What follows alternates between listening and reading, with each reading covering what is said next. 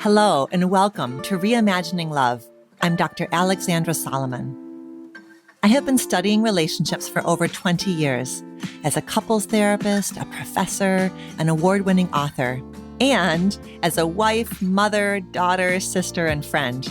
Now, I'm inviting you into this space each week as I dig into some of the toughest and most fascinating relational dilemmas of our time.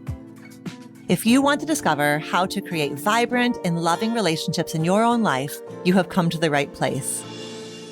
This is Reimagining Love.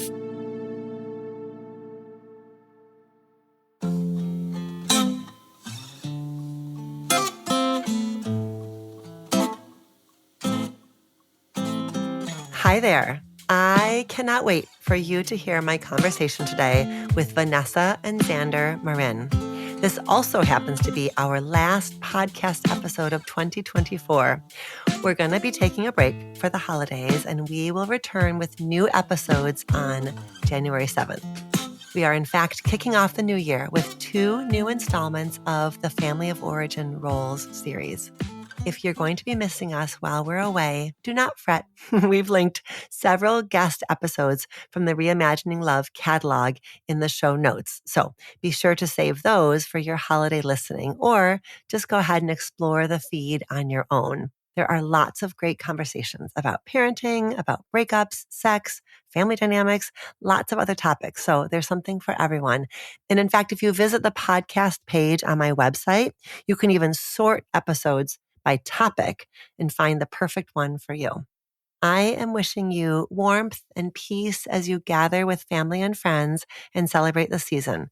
And I look forward to being with you again in the new year. Okay, let's get right into today's episode. Vanessa and Xander Marin are joining me on the show today for a frank and compassionate conversation about sex, specifically sex in long-term relationships.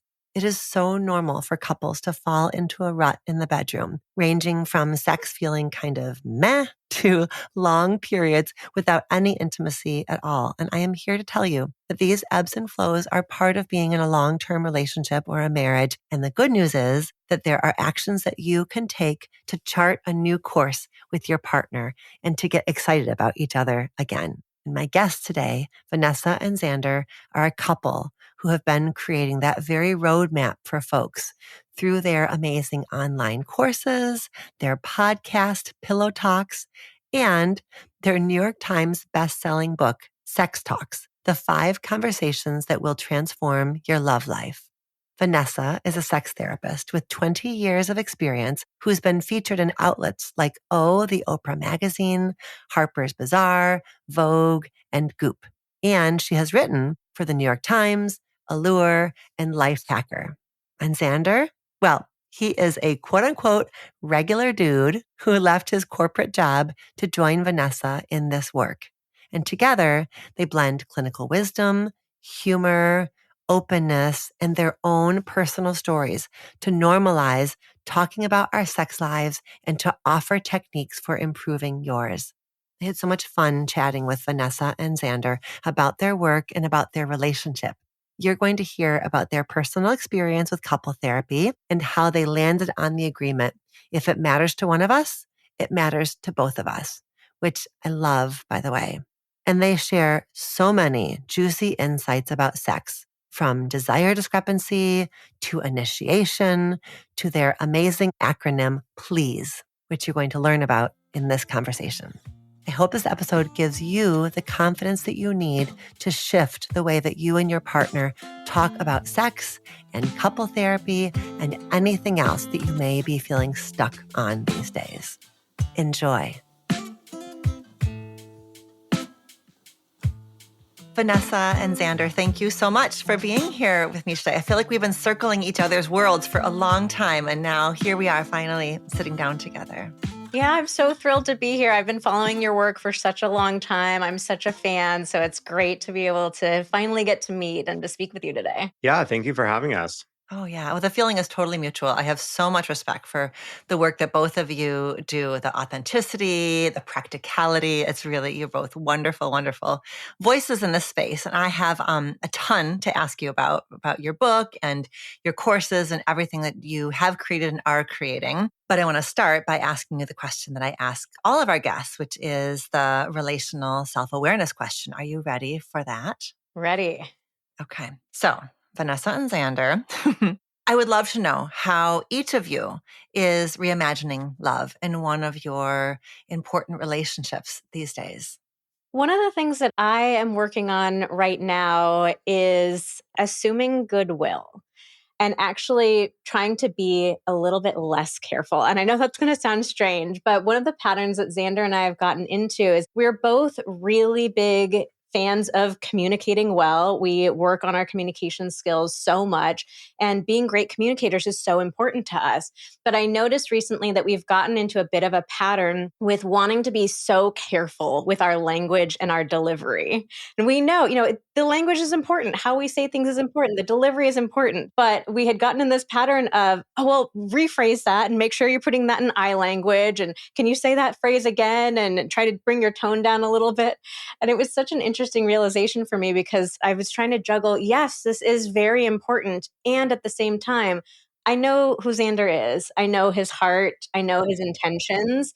And I know that he's never trying to blame something on me or trying to give me a snippy tone. And I realized I want to have a little bit more generosity in our delivery rather than being the tone police with each other. So that's what I'm Mm. reimagining right now, is creating a little bit more space for us not to have the exact perfect language and delivery. Well, I love that because I'm an external processor and Vanessa is an internal processor. And so, we've gotten into challenges in the past where, I'm in the middle of trying to process something and kind of almost like sound it out literally. And then, it sounds very different to you and you're assuming that something said, is for sure meant like it's well thought through. And it's often very not for me. Right, because that's one of the differences between the two of you is that Vanessa processes internally so that then by the time you've brought whatever your concern is to Xander, you have it relatively well packaged. Where Xander, you're describing yourself as an external processor. So oftentimes what Vanessa is hearing is you figuring out in real time how your take, your perspective, your experience. Mm-hmm. Yeah, and that's been one of the biggest challenges for us in our relationship. Because for me, I would process it internally and I wouldn't say something until I know what I feel and what I mean. And so when I say it out loud, that's the real truth for me. And so early in our relationship, Xander would say something out loud and then say, oh, no, actually, it's not this. It's more like this. But I would want to jump on him and think, but you said the first thing. Why would you say the first thing if that's not actually what you meant? You must mean that. Right. So it took me a long time to realize, no, that's just a part of his process. And I'm doing the same thing. It's just in my head. Neither way is right or wrong, better or worse. They're just different. And realizing that has been really important for us. Well, and Vanessa, I want to go back to what you're saying about like what you're reimagining right now, this idea of goodwill with Xander and how it is like as you say it, like I'm like flashing on all these different experiences as a couple therapist that I have where early in the work, I'm helping people develop a set of communication skills and strategies. And that is essential. It's essential, right? You can't create like the tools create the emotional safety. But what you're realizing is there's like this iteration that you get to where you have the tools, you have the skills, you know what's going to work well. But then there's also a space for grace, for flexibility, and for, as you called it, like goodwill, kind of giving Xander the benefit of the doubt that yes, he knows the skills, you know he knows the skills. And if in this moment, right here, right now, he hasn't kind of optimized the skills, you can dip into that bank of memories you have where you know that he knows how to communicate with you well, even if in this moment he's not demonstrating like top shelf, A+++. Yeah. Yeah. And I think that point that you bring up is a really important one. We built up that bank with each other. Yeah. Trying to learn the skills, practice the skills, be really specific about our language and our delivery. That built up that goodwill between the two of us. And so our goal is still to be good communicators and to keep refining and improving. But also now we're at this space of we can make a little bit of more space for not being perfect at it. Yeah. Yeah, because it's almost like we got a little too good with the tools Right. and too Yeah. comfortable. And, it's like, a lawyer who not only knows the law, but then knows all the loopholes and how to, we could just go a little harder The here. loopholes, yeah, for sure. We were getting into some loophole territory. Right. And then it gets very confusing because you start having side conversations that are about tone, right? So then you're at these like kind of meta levels and you're losing the thread and you're moving away from the feelings that are underneath all of it. Exactly. And we're drawing out conversations. They're going on so long and they can really just start to cycle around and around and around because we're trying to get so perfect about it. So just getting a little bit more to the point. Oh, I like that. Okay. For you, Vanessa, it's that feeling of like goodwill. And Xander, it sounded like you liked hearing that. You liked hearing that. I do. I do. How about for you? What's going on for you these days, Xander? Like, how are you reimagining love?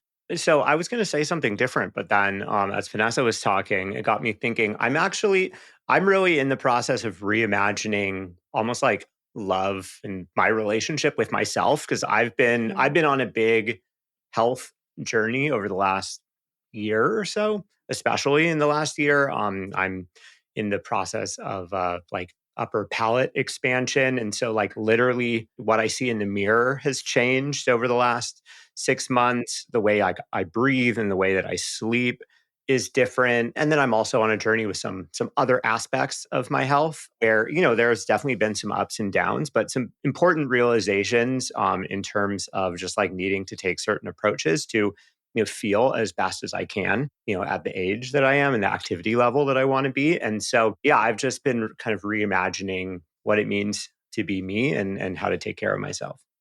And to be in this body, to be in your body. Mm-hmm.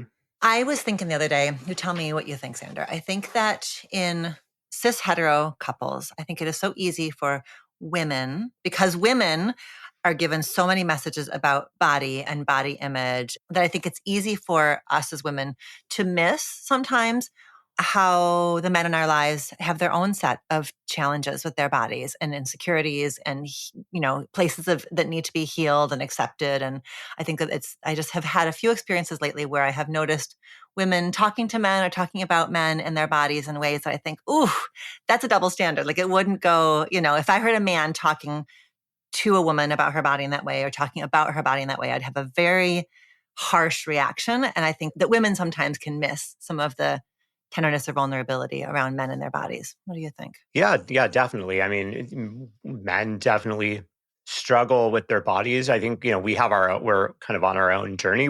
I don't relate with many of the things that, Vanessa tells me about and sort of like her relationship with her body, but there are plenty of other areas. I think that we all struggle with that a bit. I think that, men often don't have the language to really fully express what that is like for them. So we don't have a lot of examples of hearing about that regularly from men, but just because we don't hear about it or just because we don't talk about it doesn't mean we don't feel it.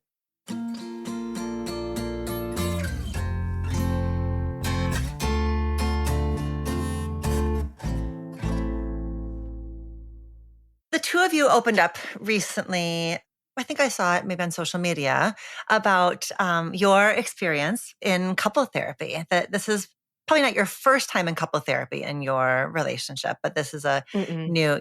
And Todd and I have been in and out of couple therapy at different points in our 26 plus years of our marriage. And I really was struck by the two of you talking about your experiences so far. And I wondered if you would talk a bit here about what it's been like to be in couple therapy and also what it's been like to be in couple therapy as public-facing figures who are talking about the experience. Yeah, well, I'll start with sharing the reason why we ended up going back to couples therapy this time around. So we obviously, we have a big public account, and there's one thing that we have not really shared with our community before, which is that Xander is sober and has been sober for several years now. And we were debating, whether that was something that we wanted to share publicly with our community, and really coming to the realization that it was something that we did want to share. So we decided, let's go to therapy to talk about what this experience might be like. Like, what is it going to be like to have this information out there, to be able to have all kinds of reactions from our community, all different kinds of reaction, a lot of energy coming at us. What struck me from this time around of going back to therapy is I was so resistant. As a therapist myself, I've been in and out of therapy, so much of my life. I believe so deeply in the importance of therapy, but I did not want to go. And it was such an interesting experience for me. One thing that was coming up was this feeling of, what we want to work on. It felt so straightforward in my head. And I had this feeling of like, we could do this ourselves. We don't need another person, and we don't need the time and the money and the energy. It was just all these different, pieces of it came up. But it really surprised me by how resistant I felt and how much of a judgment came up for me. I kept thinking like, oh, we don't need this. It's not bad. And I had to keep catching myself, a different part of myself had to keep catching that little voice in the back of my head thinking, well, that's not why you go to therapy though. You don't go to therapy because things are bad or because you can't figure it out on your own. You can't do it on your own. But it really was interesting to work through that. And fortunately, Xander was a really great partner in giving me the space to be resistant, but also being really grounded in his desire to go. Yeah. But I mean, personally, I was really ready to be able to share that detail of my life. Like it's not something I don't go into detail about my story. I don't talk about it that often publicly. But, one of the interesting things about, kind of like being in recovery from addiction and in sobriety is like, getting rid of all the secrets that you have been keeping. And you realize, oh my God, it is so freeing to actually not have all these things that I need to hold in and hold to myself. And one of the interesting things about that is that, it's like as the years go by, I started to realize, this kind of feels like one of the last things that it's not that it was a secret. It's not a secret to everyone, I know personally in my life, but it was just like, this weird conflict of like, okay, it's been a while now. It's been a while. And obviously at the beginning, this felt like not something that you want to share publicly initially when it's still new and feeling fragile. But at a certain point, you're like, wait, it's been years and years. And like, why am I needing to censor myself in this way? And so it felt really good to be able to do that finally. And yeah, it took me getting up some courage to be like, hey, I really want to talk about this. And I would love for us to go into therapy and make a plan for how we can do it. Oh, I am really glad that we're talking about this. And Xander, I wonder if you can talk about what helped you be patient, but also clear in the face of Vanessa's resistance. Because I think that happens so commonly, doesn't it? One person is more ready, sees, and the other person may have, Vanessa, you named kind of the forms that your resistance was taking, but resistance takes all kinds of forms for very good reasons. Resistance it's self-protective. But how did you, Xander, what did you find helpful in terms of being patient with Vanessa, but also clear and kind of holding her feet to the fire a little bit on it? It was fairly easy to be patient because the reality of, kind of like this whole story between us is that, Vanessa is wrapped up in a way in my sobriety story. Like we've been together, married for a very long time.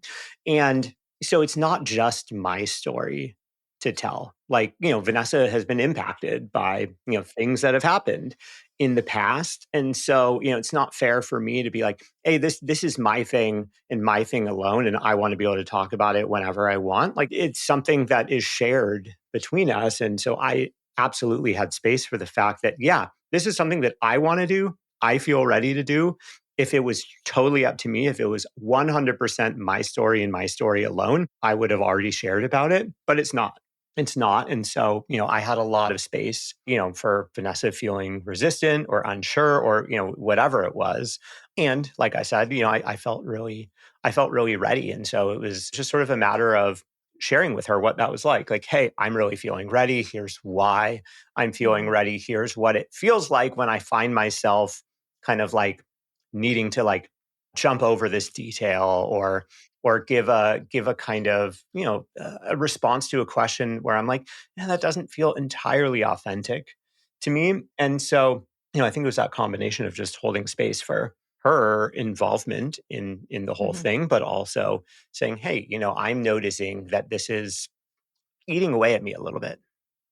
Yeah, and what it felt like for me, or what I heard, was anytime I would bring up my resistance, he wouldn't argue with it. He validated it. He wasn't trying to convince me not to be resistant. He would just say very calmly, "I get it. That makes sense to me. I understand. And I want to go for these reasons." So even just something as simple as that, I think that's one of the things that couples get so wrong. Is we really want to convince our partner to feel and think different things than they actually do. But Xander made the space for like, yeah, I get it. That makes sense to me. And I still want to go.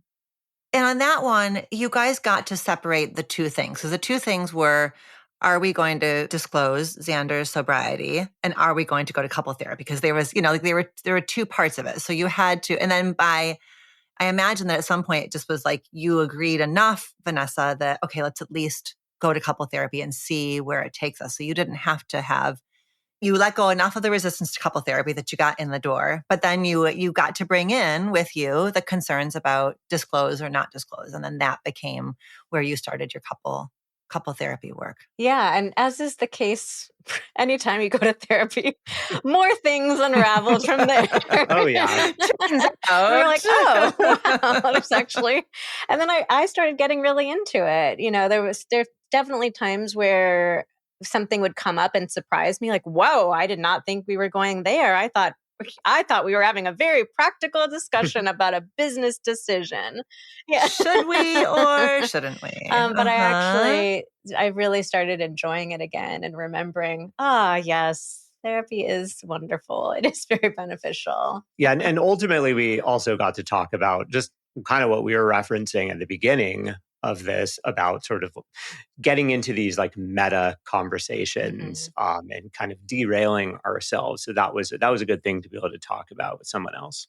Yes, for sure. The two of you in sharing this are a living example of, what I always call like dose-based therapy. Like that therapy is a tool that you can bring in and let go of like throughout the course of your life as an individual and throughout the course of your relationship, because the therapy that the two of you did earlier on in the relationship is different than what you're doing now, and that it can, right? So that Vanessa, your experience of like, oh, this is helpful. Like I know this is a good tool for us, something that it didn't feel like that going in the door. But once you were in and having these conversations differently by having somebody in there with you, you really started to feel like the value of why, even though the two of you know so much, you've written the book, you've done the courses, like you are, and having somebody in it with you is just so helpful. Absolutely. It really is such an incredible gift to give to your relationship. Just having that other person there, able to walk alongside you, able to bring things to your attention. I mean, there were so many moments where our therapist would bring something to our attention and both of us would think, "Oh my God, I didn't notice that. I didn't realize that." It was really, really valuable. And just even having that container of like, this is this 1 hour a week that no matter what else is going on, life is busy, things are always chaotic, but like this is our time that we're pouring into ourselves and each other and our relationship. And I would say the vast majority of the sessions we came out of feeling much closer. Like it feel Mhm. is a I think when you go proactively to couples therapy, when you're like, there's this thing coming up that isn't a huge deal right now, but I could see that if this goes on for a couple of years, maybe it would be a big deal. Like that's such a great time to go because it's a generally feel good thing. Like you're talking about stuff, you're kind of like nipping things in the bud. And, I think often like I would walk out with a lot more understanding for and love for Vanessa. And obviously there were a couple sessions that were challenging. And, just being real. But, but I think it's, the vast majority, you come out of that and, it almost in a funny way, you have that feeling of satisfaction of like having been on a really great date. Yeah, there was like a that. lot of laughter in our sessions and a lot of joy and connecting.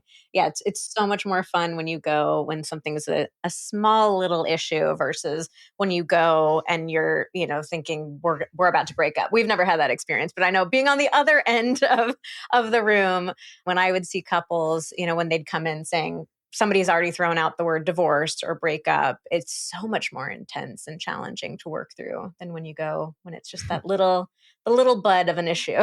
That's right. That's right. Okay. So the takeaways we want listeners to really be landing are you can bring your hesitation with you, right? Vanessa, you were not super psyched at session number 1. So your hesitation can come with you into the first session. And also I even told my therapist that I didn't really want to be tell there. The therapist. And it was great. Yeah. We ended up having a really great exploration of that. So definitely like bring your resistance to your therapist. Yeah, they can help you. They're they're well situated to talk to you about that. That's right. And then Xander, your point about how, like the symbolic value of it, like the symbolic value of holding this time and what that says, like it's the two of you saying to each other, we matter. We matter so much, in fact, that we hold this time.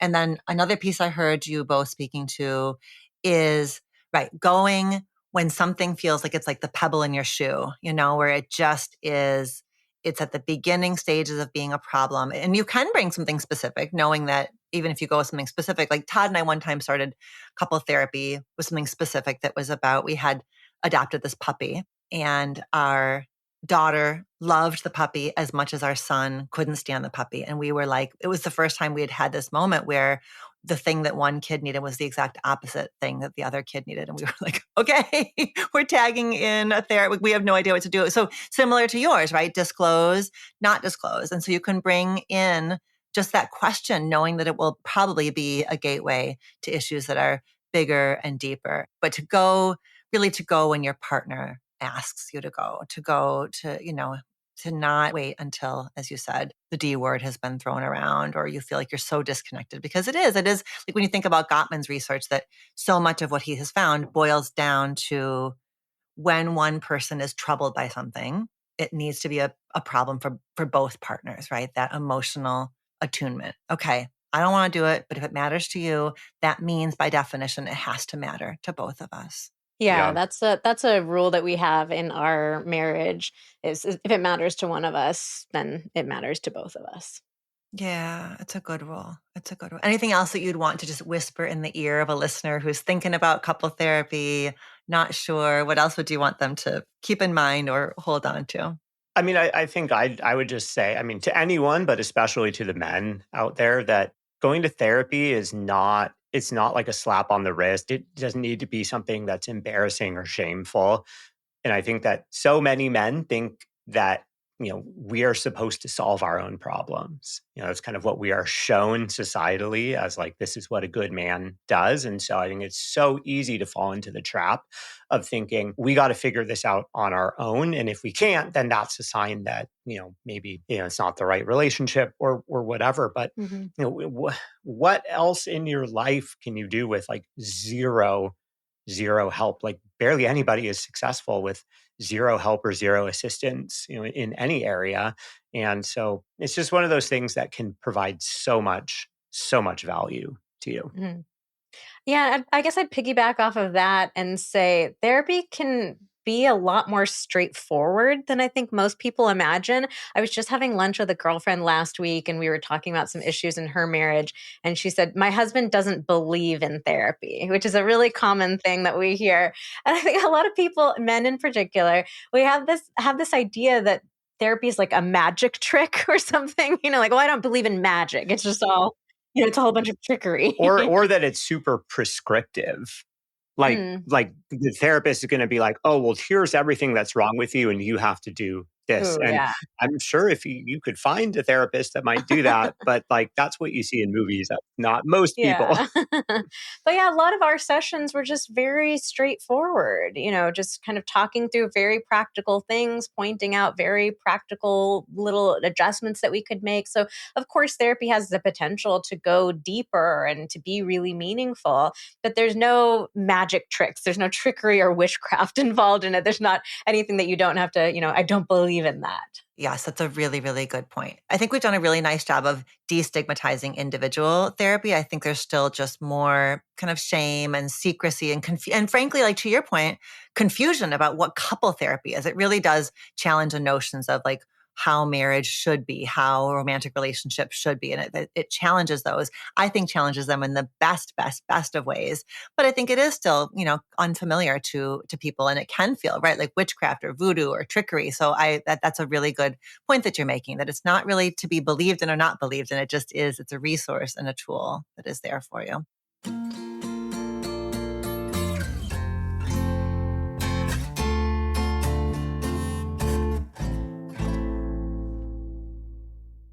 So you have this wonderful book, Sex Talks. It is just so good. The 5 conversations that will transform your love life. It was an instant New York Times bestseller for all the right reasons. Makes so much sense why it has done as well as it has done out there in the world. And I love that you talk about sexual perfectionism right up top, right? Because like the big question is, why is sex so hard to talk about? Sometimes, especially with the person we're having sex with. And you start right in by talking about all these ideas that we have internalized and sexual perfectionism. So can you talk a little bit about all these shoulds that are in our heads and how they get in our way? So the book opens up with us in couples therapy a different time. And The that first was time. the Speaking first of, time. We wanted to talk about what was going on in our own sex life. Our story is something that is so common and unremarkable. Pretty much every couple has gone through some version of it, things were super hot and heavy at the beginning. We were so into each other. The chemistry was unreal. And then you get a couple years into the relationship, and now I can't remember the last time we had sex, and I'm not sure I really even miss it that much. And the sex that we are having is a little bit boring and a little bit predictable.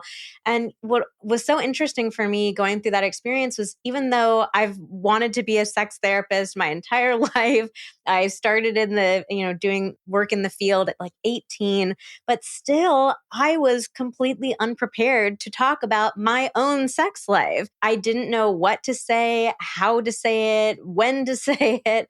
And we actually had a lot of disastrous experiences of saying all the wrong things at all the wrong times and causing even more issues in our own relationship. So, people often ask me, well, why is sex so hard to talk about? And I think the real question is, why would we think it would be easy? Because we have no examples of it.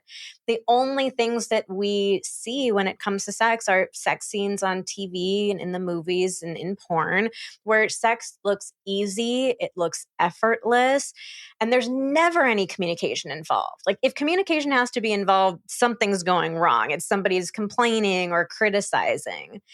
And so this is where this idea of sexual perfectionism comes from, is from these sex scenes that we've all seen played out a million times over, where we start to internalize this idea that great sex is just supposed to happen naturally, and all the pieces that go along with it. I'm supposed to be completely confident in my own body. I'm supposed to be able to initiate with zero embarrassment. I'm supposed to be super skillful and the best my partner has ever had.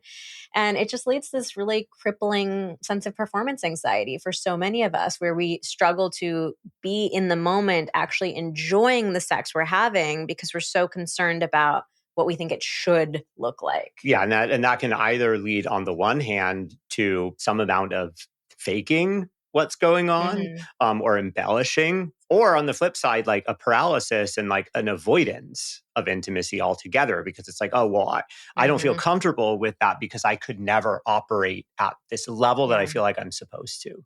Right. So what's the point? So then the avoidance is, right, it's hard to want something where you feel like you're going to leave the experience feeling like you're a disappointment to yourself, to your partner, that you were embarrassing, that you felt embarrassed. So yeah, so avoidance and faking are two ways that we cope with like the realities of how messy and frankly silly sex ends up being. And then it's not what we see, right? It's not what we see in movies and what we see in porn. I really love, you start also with talking about sexual self-awareness and inviting readers to really explore like their own sexual journey, and that there's so many clues that are in our own sexual history. So I want you to tell us about the acronym PLEASE that you have come up with. So if you ask the average person, do you want to be great in bed? They'll say, yeah. Or do you want to have a great sex life? Yes.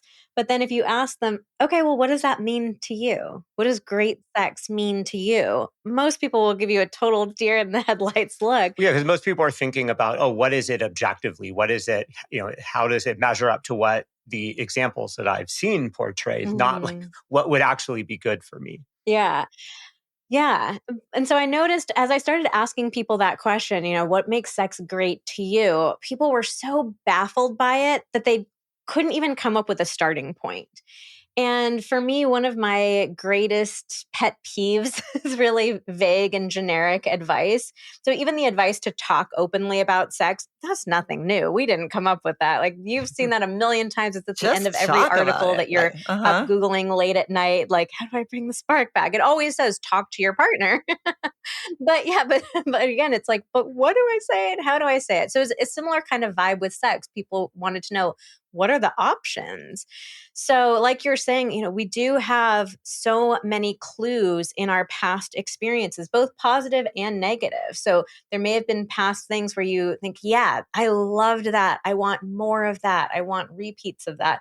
Then there may be other clues of, actually, that doesn't quite work for me. So we work backwards from that. What is something, if I didn't like that, then what might that be? So really giving people a little bit more of a framework of specific things to look out for. So it can be things like the positions that you're in, the length of the sex lasts, or the length that different activities within the encounter last, the environment, like what do you like to be surrounded by? What do you like the experience to feel like? The specific activities that we're doing. So many of us, especially cis male, female couples, we really default to intercourse being the main thing. And that was certainly one of the things that came up for me and Xander is sex had started off as this really big buffet of options and then had narrowed down so much to being pretty much just a little bit of making out, a little bit of groping, and then straight on to intercourse. So yeah, looking at these different variables can be a great way to pull apart past sexual experiences and start thinking, what is it that I'm really looking for? What makes sex worth having? For me, yeah. Right. Yeah. So it's position and length and environment, activity, stimulation, and energy. And I love that one too, right? Because sex there can be different energies in different experiences. And so for people to reflect, like, what is the energy that for me feels like it's the energy that invites my sexuality forward, that invites my desire forward? How am I feeling? How's my partner feeling? And one of our greatest realizations in our own sex life is that the energy that we really enjoy is silliness. I think you actually said the word a few minutes ago, too. We really like to be playful and a little bit goofy during sex. And I think that's such a perfect example because the sex scenes that we see on TV and in the movies, sex is always very serious, right? And most of us feel like we have to, be this, I have to be the seductive sex kitten or the Casanova type. And actually what Xander and I discovered is the more we are silly and lighthearted and playful with each other, actually the more connected we feel. Yeah. And I think what I found also is that for me, the energy is so much more important than all the other things in that acronym. Like I could really care less about the details of which positions we do or how long it is, or even what activities we do. It's more about like, I want there to be a certain energy and a certain vibe. Like that's what I'm going to remember afterwards. And that's just for me. Like there's plenty of people where it's like, oh no, like I love doing it in these two positions, or like this specific activity really turns me on. And so it's just so interesting talking to other people about this because everyone's going to have a different answer, which is I think it's so important to realize that there is no objective. Here's how to be good at sex. So many of us grow up, especially men, grow up thinking, I need to get really good at sex. I need to know how to like give a good experience. And, we already talked about, the challenges with faking or embellishing and how easy it is to have your past experiences colored by, things that may not really have been that real, but even if they were real for that person. They're not indicative of like what your current partner is going to like. So it can take off so much pressure of like, oh, I don't have to be good at sex. In fact, I can't be universally good at sex. What I can do is I have an opportunity to get really good at sex with the person that I'm with. And that's going to take communication and experience and experimentation. Yeah.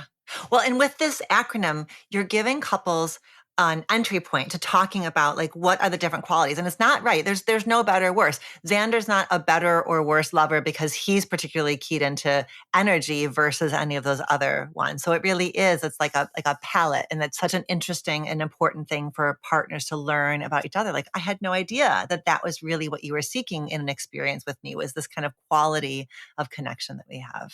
Yeah, when Xander and I were going through the book, we did all of the exercises. We like guinea pigged ourselves. And it was so interesting. Like, despite working together for years, despite we're coming up on 17 years together in just a couple of weeks now. Like, we still had so many conversations for the first time in writing the book, and so many moments of, oh, I didn't know that. I didn't realize that about you. So there's always something new to discover about yourself and about your partner. I love it. Monogamy does not have to be monotony. That boredom is also a cue that we have stopped seeking interesting questions or have stopped seeking different experiences. Yeah. I want to talk with you guys about the physical emotional conundrum, because this is so common in my practice and in all the couples that I interface with. You write that there are two types of people in the world: people who need to be emotionally connected to have sex, and people who need to have sex to be emotionally connected. And in a cruel twist of fate, most relationships consist of one of each type. That is so, so real. And Vanessa, you did something pretty bold in the book, which is that you took a stand. Sometimes as couple therapists, we feel like we need to, Oh, I know you can empathize with me on this one. Yeah, it was really difficult for me to write. So first tell us about, the sort of the physical emotional conundrum, and then how you ended up, taking your stand. So yeah, the conundrum really describes this feeling of standstill that so many of us get to. We experience this in our own relationship for sure too, where, the reality is everybody wants both things. Like, we both want to feel emotionally close to our partner. The vast majority of us want to have physical intimacy, but we often have this sense of which one we want to come first. And that can lead to this standoff where one partner says, well, I don't want to have sex with you unless we're feeling emotionally connected. The other one says, but the way that I feel emotionally connected to you is by having sex. So we found that in male-female relationships, typically it was the woman who wanted to have emotional connection first. We polled our audience about this, but we're actually the reverse of that. I'm somebody who wants physical intimacy as a path to emotional intimacy, and Xander wants to feel emotionally connected before we have sex. And I think, a lot of it also comes down to socialization. Like, most women in this country are socialized. Like, you're not supposed to want sex, or you're not supposed to say yes. You're supposed to make your partner work for it, or you're supposed to be coy, put the brakes on. And so, of course, if that's how you've been conditioned your whole life, and that's how you've seen things play out, like in movies, on TV, then of course it's going to be like, okay, well, the easiest way to embody that is, to wait until there is some kind of emotional connection, because that would indicate like a more serious or more acceptable, I'm putting, acceptable in quotes, like a more acceptable moment to be receptive to sex. Whereas, for men, it's like, you're supposed to be the pursuer. You're supposed to want it whenever, wherever. And not feel or express emotions. And not feel or express your own emotions. And so, the funny thing for men is it often is sports and sex are the two places where we are allowed to show emotion. And so I think that is, it's very often during sex or immediately after sex, kind of in that afterglow moment, that it's like, oh, I can finally like breathe And, I can like say deep and meaningful things to my partner and I don't feel bad or ashamed doing that. Yeah. So as a young therapist, my approach was, both of these are equally important. And I still believe that. A lot of us have the tendency to write off sex as, it's just a physical act. It's just sex.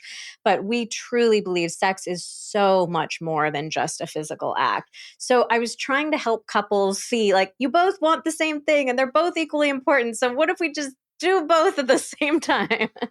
I admit in the book it did not have very good success. And it really wasn't until we were struggling with this more in our own relationship that something finally clicked for me. We were going through a period of disconnection in our relationship. And I was pushing Xander to have sex, like not pressuring or guilting him, but kind of approaching it from like, I think we just need to do it again. The way to like, for us to get connected we is just gotta get it done. to get it done. Get back in the saddle. And so yeah, exactly. The get back in the saddle kind of sex. And so we had sex feeling very disconnected from each other. And afterwards, we both felt so icky. It didn't actually create that connection that I thought it was going to create. And there was just this feeling of this, it doesn't feel right. It doesn't feel good. And so what I realized through that experience was couples need to have a base level, a foundation of emotional intimacy. Otherwise, sex just doesn't feel safe. And even in our relationship, we're like, we do have a lot of trust and goodwill and foundation built up. But even then, it's like we were just in a small season of disconnection, but sex didn't feel good. So that was my stand of, even though I'm a physical intimacy first type and I really want my type to go first, I do think that it's important to focus on emotional intimacy first. If we don't have that foundation of emotional intimacy, it's really hard to feel truly safe having sex. And because I think the other side of that is that it is okay and it is understandable that, most men, I'll just, speak to men here since that's the stereotype, that, that most men don't feel comfortable having too much emotional connection outside of sports and sex. So it is totally understandable that, yeah, well, of course, if that is one of your two outlets, like, hey, yeah, I want to feel emotionally connected, so we got to have sex. Totally understand that. And you can't go your whole life being like, okay, well, this is just how I'm wired. And the only way I'll ever have emotional connection is through having sex. Like, that's taking a very closed-minded view of things. Of course, like if all you need to do is use sex as the proof that, hey, you are capable of, emotional intelligence, of talking about your feelings, you're able to do it in this situation. So that should be the proof that you need that you can do it in other situations. It's going to be uncomfortable at first. It's going to be vulnerable. And, so it's an opportunity to work on that. And, on the flip side is an opportunity for the emotional connection first partner to work on breaking down that association of like sex just being this physical itch, because then, the physical first partner feels super invalidated whenever you hear language of, oh God, like, oh, you just always want it. Like, yeah. Yeah. Yeah. And interestingly, we've also found that a lot of women in male-female relationships struggle to bring that emotion and presence into sex. Like one of the most fascinating things that we hear from men in relationships with women is, she tells me that she wants to be emotionally connected before sex, but then once we're actually in the moment having it, it's like she's not there. So it's a really interesting practice for so many of us women to bring our full selves into the moment during sex, to be emotional, to be vulnerable, and also to linger in it after we've had sex too. In the way that you both are describing it, like it is like you're speaking with such compassion to the other facet of the experience. Like Xander, you're reminding us that the physical first people are craving physicality, not because they're like horny, out of control, but because that's the opener to And it feels like, right? And it feels like that's the way to have emotional closeness. And so you are both validating that and then challenging that actually you need to have a broader palette. You need to have lots of entry points into emotionality. And then Vanessa, you also, right, you're pushing back a little bit on this idea of for the emotion first people. It's like, okay, so you say you want emotional closeness, like let's have that really be a through line. And how can that truly become something that is embodied? Like, can you stay with your emotions inside of your body, even around sexuality? Yeah. Before I let you guys go, I want to just talk a little bit. You guys do such good work around initiation and rejection and these patterns that couples get into, because it does, like, there are ways that couples, especially in longer term sexually monogamous relationships, kind of fall into patterns of who is initiating and how do you initiate, and losing sight of how tender rejection or declining sex feels, even with the person who is the parent of your children and the person you built a life with. It still stings your heart to have somebody say no to you sexually. So you have some really beautiful, like, best practices for both how to initiate and how to decline and how to handle those moments of like, are we, aren't we, that feel so fraught for couples, even couples who are well into their sexual journeys together. Yeah, it's so important for us to recognize the vulnerability that goes into initiation. And unfortunately, a lot of us are so uncomfortable with initiating or being initiated with that we turn these moments into jokes, or we make fun of our partner, like, oh, leave me alone, or oh, stop doing it like that. Or our partner is initiating in annoying ways, like the classic boob honk, just coming up behind you and squeezing your boobs like some bike horns. Like, that's really going to turn you on. So it just can lead to these really challenging experiences in the moment. And it's very easy to have a knee jerk, like, no, stop, leave me alone. But the reality is that initiation, even when done not very skillfully, it really is very vulnerable. And it's so important for us to recognize that and to take some steps towards improving our initiation skills and how we handle those moments. I could talk to you for like another hour just about the initiation, but let me go through a couple of tips. The first thing that I want to say about initiation that I think so many of us get wrong is you don't have to be turned on to initiate or to accept your partner's initiation. And this goes back to the TV and movies, right? Like, people are always wildly turned on. They're so hot and heavy and like dying to run into the bedroom and take their clothes off. But the reality is, for most of us, is that the desire doesn't come into the equation until after we've agreed to be intimate. I love the concept of willingness. So one of our super practical tips is, rather than asking, do you want to have sex right now? Because even just that word want implies, oh God, I'm supposed to be really turned on. Instead, changing it to, are you open to being intimate? Just that one word makes such a big difference. Or are you open to getting turned on? I love that phrase. Yeah, it just creates so much more space. Then when it comes to, so let's say we're just going to skip ahead and we're going to say, Xander's initiated with me. I'm just not open to it whatsoever.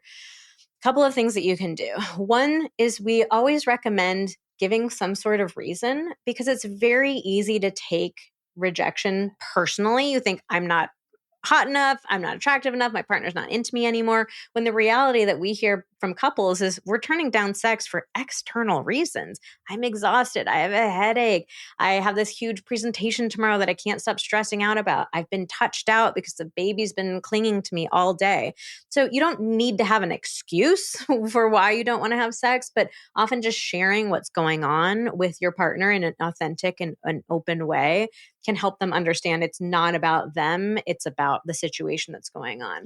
And then our favorite tip is, suggest something different. So too often what happens is, like, Xander will initiate with me, I'll just say no, knee-jerk reaction, and then we both feel weird and awkward and uncomfortable, and we go to separate ends of the house, and now we feel even more awkward and weird and uncomfortable. It's like, yeah, because it was vulnerable, yeah, and then it's sort of like, the conversation is just cut off, yeah, and then you feel even more vulnerable. yeah, and it feels like a lot of couples treat it as this all or nothing thing. Either we're doing it all or we're doing nothing whatsoever.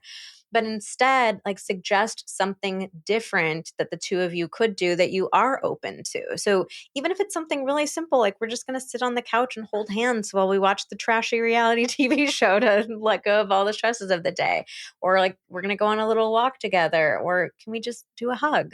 Like just something like that can make it feel like you're still connecting with each other. You're still doing something with each other rather than this awkward retreating to opposite ends of the house. And who knows, you might even find out after doing that activity together, you might actually feel more open to the intimacy in the first place, especially if you were, an emotional intimacy first type. You might be like, oh, well, I don't feel enough connection where having sex feels safe right now. So why don't I suggest a connecting activity, something that's going to feel good for both of us? And then, surprise, surprise, you might actually be more excited about it after that. Yeah, not as a guarantee, but just as putting in that effort, which I think also like effort gets such a bad name in relationships. Like that's the investment, right? Saying like, Vanessa, for you to kind of counter Xander's offer with another idea is you putting an effort into the relationship, which to your point, then like kind of cushions the no for Xander and isn't right.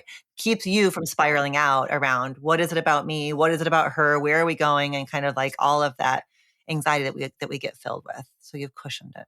The effort is so funny too, because if you think about the early stages of dating, somebody putting in a lot of effort with you was such a compliment. Like I remember talking to my girlfriend saying like, oh, this guy Xander, like he's calling me, he's inviting me on great dates, he keeps checking in with me. Like the effort was such a good thing. And it felt so good to me to be on the receiving end of it. And it's so ironic and bizarre that we get into these relationships and, years down the road, like, oh, we have to put in effort. What's wrong with us that we have to try? Right. That's right. When it truly is, it is still a compliment, right? It's like what we were saying at the beginning about the couple therapy, right? That is an effort that you're making towards a relationship that says this matters so much. As we wrap up here, I know that you have, so your book is going to be in the links in the show notes because everyone needs a copy of this book. It is wonderful. I just sent it to somebody in my life today who needs it, and I want to have it. Yes. But you also have online courses, and in fact, you have one about the art of initiation. Do you want to tell us just a little bit about online courses and kind of what's the preferred path, into and through all the different things that you guys have going on? Yeah. So our focus is helping couples keep the spark alive in long-term relationships. And like I was mentioning earlier, my biggest pet peeve is the vague and generic advice. So we have guides and courses that are so detailed and specific and really walk you through all these things that we feel like we should know or we beat ourselves up for not knowing, but in a really like fun and playful way, like zero shame. It makes it really enjoyable to explore it with your partner.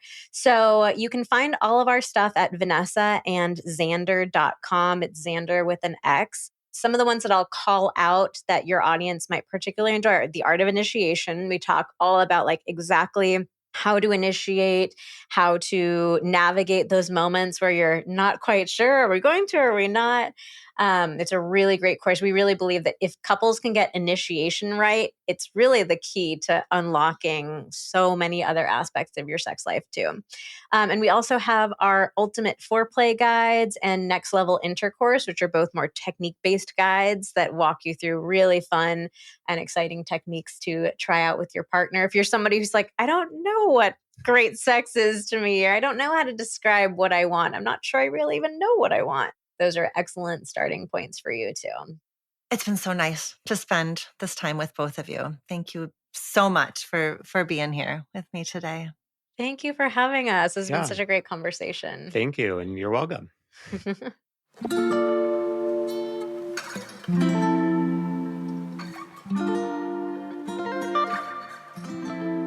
Thank you, Vanessa and Xander, for joining me today. I get so many questions from you all about sex, and I think lots of people understandably feel despair or panic when the dynamics in the bedroom change.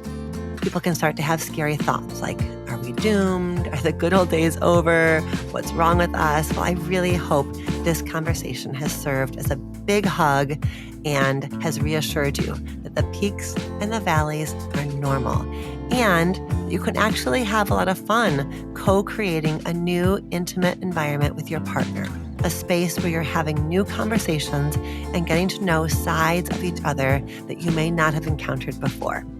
I strongly urge you to check out Vanessa and Xander's excellent book, Sex Talks, as well as their podcast, Pillow Talks. And if you're down for one of their sex challenges, head over to their website and check out their offerings. All of that is linked in the show notes, as well as some Reimagining Love episodes that we're highlighting from the back catalog that you can check out while we're on our little holiday hiatus. So until next year, be well. Thank you for listening to our show. Our producers are Elizabeth Vogt and Mary Chan and Katie Paggage of Organized Sound Productions. Our theme music was composed by Slade Warnkin. The show is executive produced by me, Dr. Alexandra Solomon. Do you have a relationship question that you want answered on the show? Visit reimagininglove.com to send in a written or audio question. Questions can be about intimate partnerships, family relationships, friendships, you name it. If you're looking for more love and relationship content, you can find me on Instagram at dr.alexandra.solomon or visit my website, dralexandrasolomon.com, where you'll find my blog as well as the Intimate Relationships 101 e-course based off of the popular class I teach at Northwestern University. Thank you for listening, and see you next week here on Reimagining Love.